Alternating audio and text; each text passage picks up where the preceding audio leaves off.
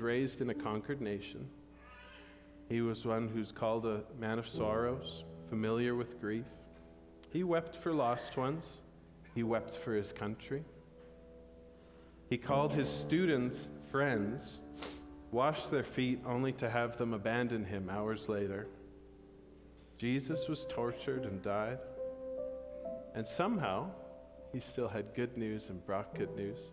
Hebrews tells us, for the joy that lay before him, he endured the cross, despising shame.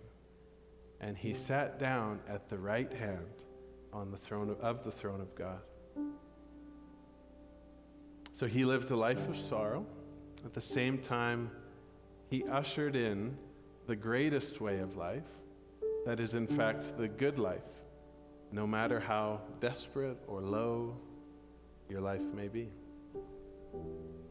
Somehow, Jesus has brought good news to those who thought they had none. And so consider, I invite you, the next time, or which might be right now, but the next time you're at a low point, the next time you may be poor in spirit, remember that Jesus came for people just like you. That his kingdom is near and available to you. That his spirit and his church, meaning the person on your left and right, and however else Jesus decides to work out grace in the world, is available to you for comfort, for consolation. So first, remember that you're not alone, that the kingdom is near. Second, remember that there is in fact a way forward. I invite you to remember that. That the way forward is right relationship. That the way forward is peacemaking. That the way forward is to unify your desires with God's desires. And to unify your actions with the actions of God. And then third, to just acknowledge that Jesus said, in this world you'll have trouble. That on this Jesus way you will meet resistance.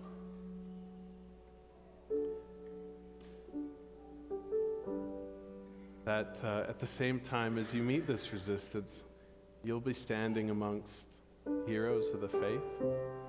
Thinking of women like Corrie ten Boom, thinking of some of the men and women sitting closer to the front here.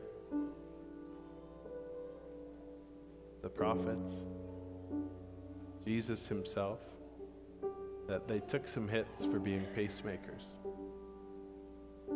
And so somehow, in these 9, maybe like brutal, but obviously beautiful statements, Jesus has taken sort of the seriously harsh realities of life and made clear for us the availability and the lifestyle of the good life. Amen. Let's just pray.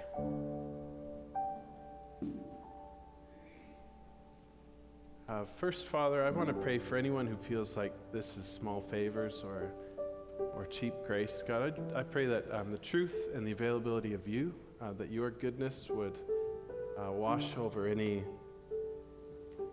just if anyone's feeling neglected or overlooked, God, that's not what we want here. And at the same time, Father, I just thank you that somehow with your authority, with your way, you made the good life available to everybody. And so we worship you, we thank you, and God, we ask for your help in living it out. Amen.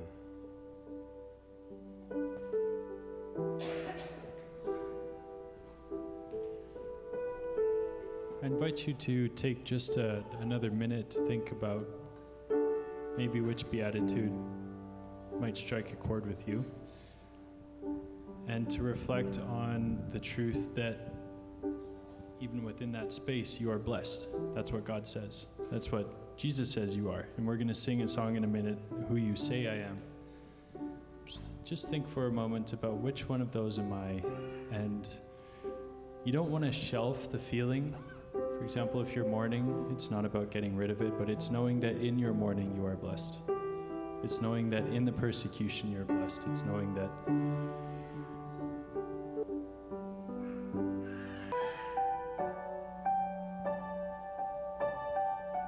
would you stand as we sing this final song?